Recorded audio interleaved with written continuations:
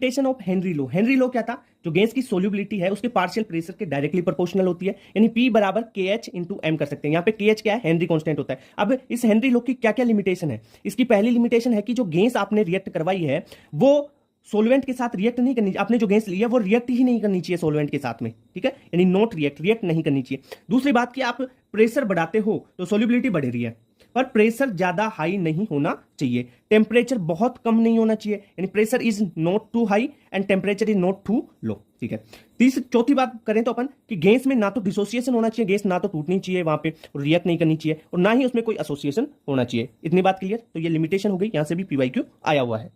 बात करते हैं वेपर प्रेशर की।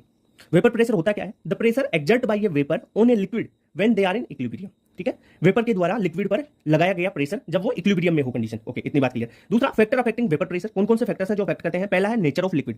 लिक्विड की नेचर कैसे? अगर किसी लिक्विड की विस्कोसिटी ज्यादा है या उसमें इंटरमोलिकुलर फोर्स ज्यादा है तो उसका वेपर प्रेशर कम होगा। मतलब क्या है कि वेपर प्रेशर इनवर्सली प्रोपोर्शनल होता है इंटरमोलिकुलर फोर्स और विस्कोसिटी के, ठीक है।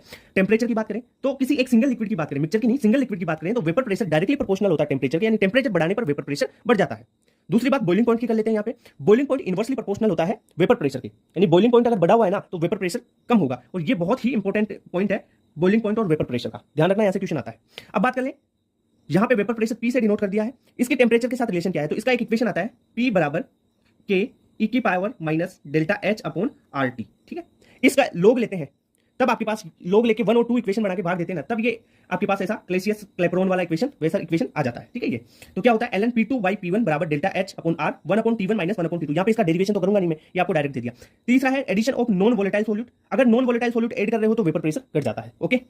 बात करते हैं राउल्ट लो की। देखो राउल्ट लो में आपको सिंपली याद रखना है कि जो वेपर प्रेशर होता है ना सॉल्वेंट का या सोल्यूट का, तो वेपर प्रेशर ऑफ सॉल्वेंट उसकी मोल फ्रैक्शन होती है ना सॉल्वेंट की, उसके सीधे प्रोपोर्शनल होता है, ठीक है। तो इससे आप इक्वेशन क्या लिख सकते हो? PA proportional XA। PA क्या है? Vapour pressure of solvent in solution.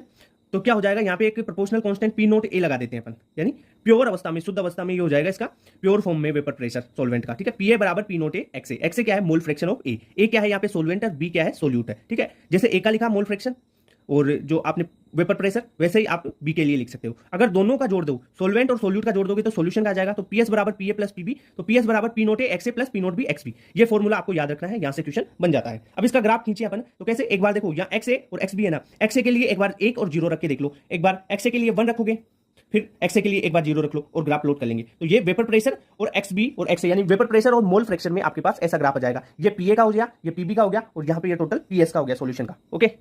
Mole fraction of substance in vapour phase. YA क्या है? Mole fraction of A in vapour phase. YB है mole fraction of B in vapour phase. Upon Dalton का लो लगा के, ठीक है, और Raoult